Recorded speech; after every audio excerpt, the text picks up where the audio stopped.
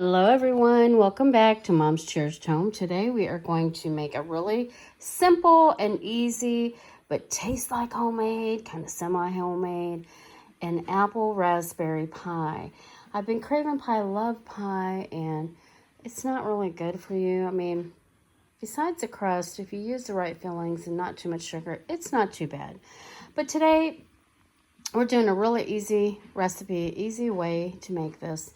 We are going to use pre-made pie crust that you buy in the store. I know we're cheating a little bit, but you know what? As I said, it's simple, semi-homemade, and that is what we're going to do. It is going to be, some of it we're going to make from scratch, and it's going to taste like it's from scratch.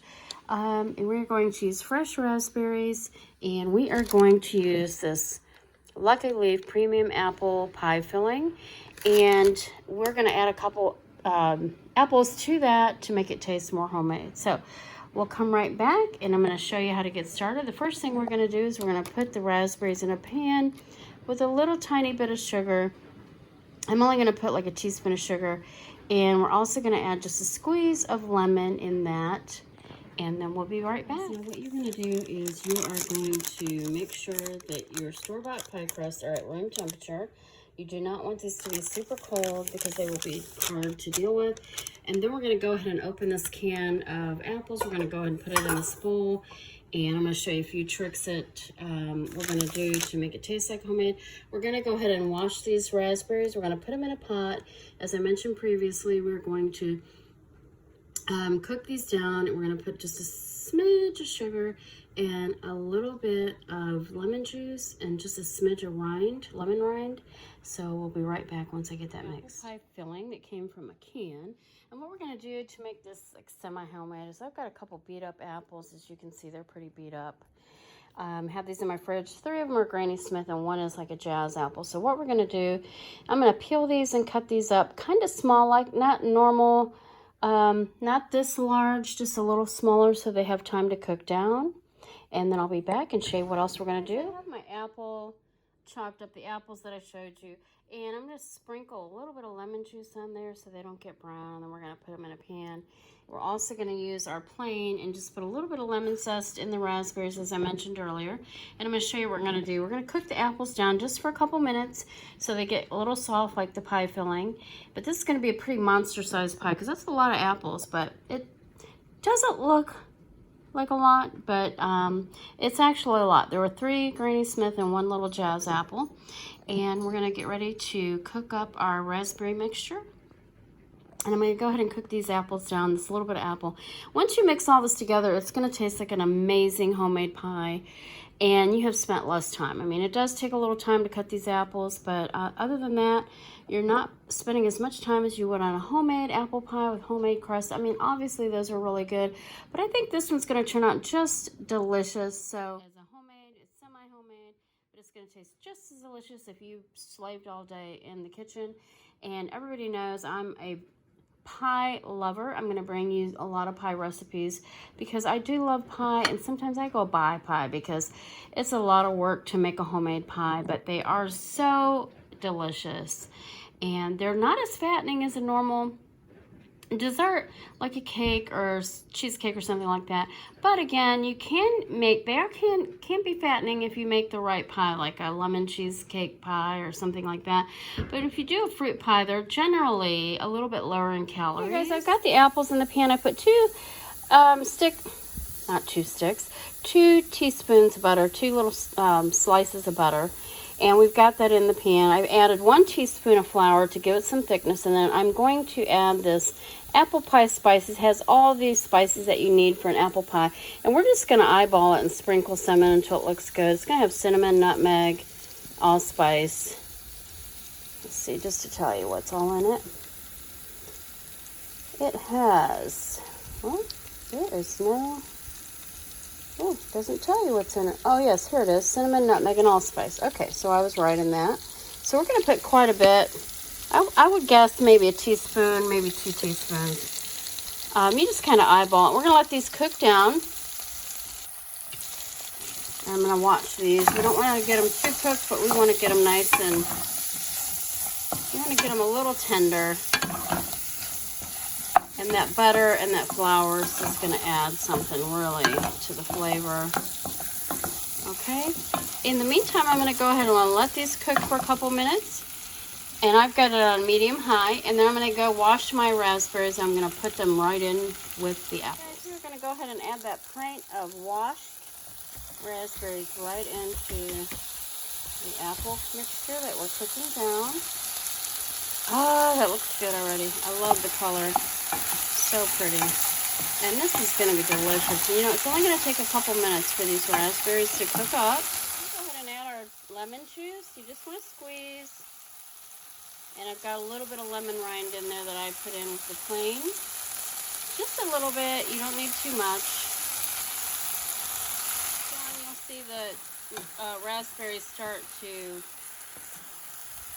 break apart a little bit, I guess.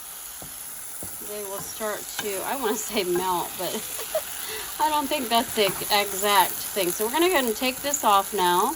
We're going to go ahead and get our pie crust ready and preheat our oven. Guys, we have our pie crust in the bottom.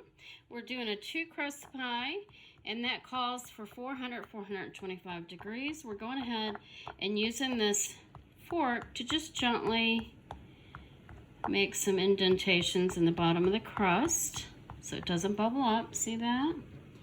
And we went ahead and preheated our oven. It calls for 425 for a 2-crust filled pie, but we are just going to, I'm putting my oven at 400. My oven is really hot. And then I'm going to show you guys a simple way to make lattice. You're just going to get your other pie crust ready, put some flour on your board or countertop, make sure it's clean. Hello. And I'm going to come back and show you how to do this really quickly. All right, so what we've done is we put some flour on our counter, and we're just going to make it super simple. I've got a pizza cutter. When you're in a pinch, you can use a pizza cutter really quickly. We're just going to make lines. Making sure I can see here what I'm doing. You just want the same lines, same. I'm just going to go ahead and do this here. And I'm doing it pretty quickly. So, oh, that one got a little too thin down at the bottom. All right. And that is it. That's all it takes, guys. Really easy. And then you're going to overlap like a lattice. And so what I've done is I've added the apples and raspberry mixture to the other can of apple pie mixture. And we're going to go ahead and mix this up and come back and put it in the shell. We'll get ready to wrap this up. The super simple, semi-homemade apple raspberry pie. It's going to be delicious, y'all. Here's the filling, the apple raspberry filling. We use some of... Okay, guys, we're going to go ahead and start putting our lattice on. I got the sides done. You want to put those on first. Okay, guys, we're going to start on our lattice. I've got the 2 ends just because they're going to be hard, but you want to leave a little spot where you can pick them up because we're going to intertwine them, if you will. So we're going to go ahead and start with this one. We'll do the larger end over here. Leave that like that.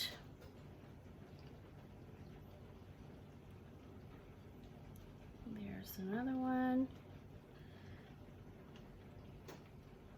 Another one, and okay. We'll cut just a little bit off this one here. Okay. So now what we're going to do is we're going to take the other pieces and just kind of add them in throughout. So that one can be overlapping. And this one's going to be underneath, as I mentioned, okay? And you're going to just do your ends here in just a moment, okay? You're going to move that over a little bit, okay?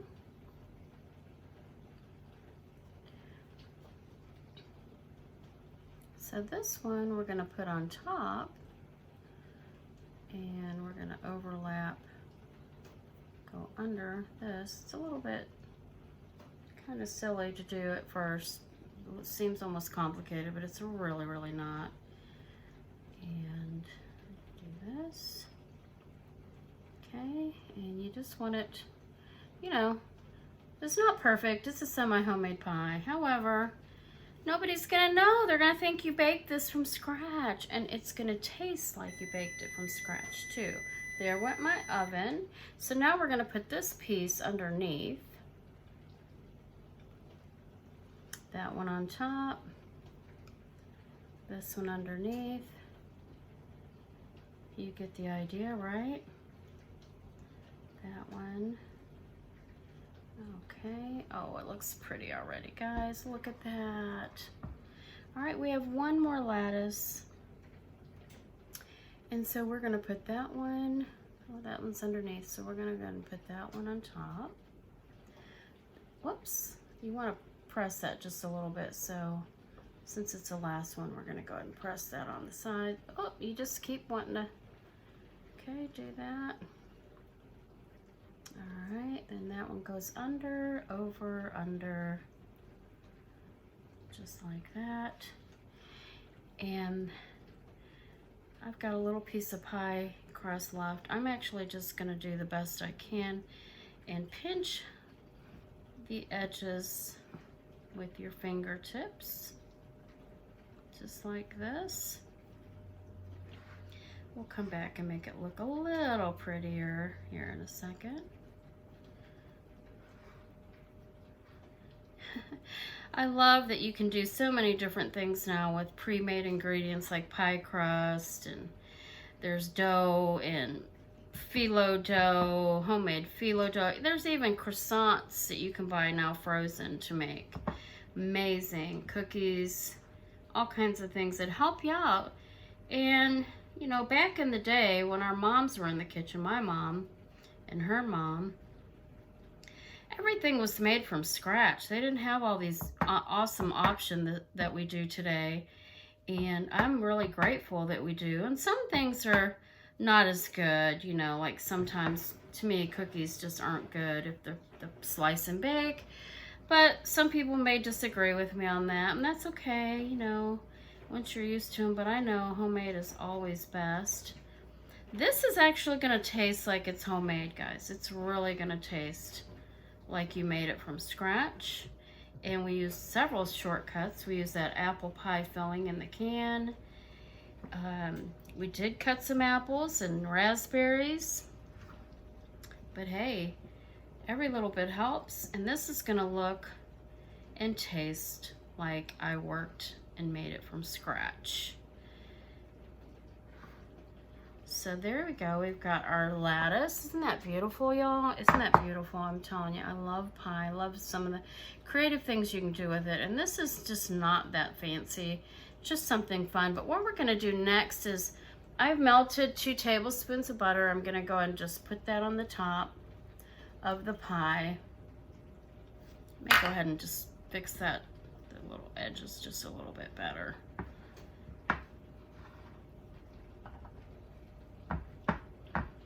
And got my oven ready. You guys heard it beep. And this is gonna be delicious. I've been waiting for some pie, y'all. I haven't had any pie since Thanksgiving. So it's time for some pie. This is more traditional, you know, I like apple cranberry, but I had raspberries and I thought, you know, apple raspberries is really good. I looked up the recipe online for a homemade version and they sound really, really good. So I'm like, you know what? I have an apple pie, can of pie filling. Let's go ahead and use that. Got some pie crust. Let's use those. Let's get it all ready. And now that's about as cute as I can make that pie crust look, because it seems like you run out when you, well, this is a deep dish too. So that's traditionally for a traditional size. This is a deep dish. And that's why we added apples too, just to make it more filling.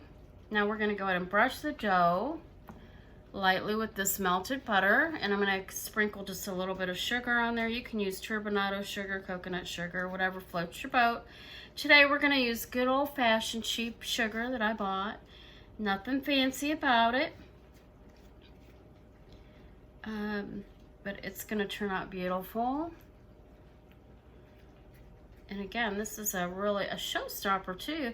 Like for all you working moms that work all day, this is a really nice shortcut when you want to wow your husband or friends or guests. You can do this and saves you some time. Looks like you worked hard on it, which really you did, just not as hard. Now there you go, nice and glossy.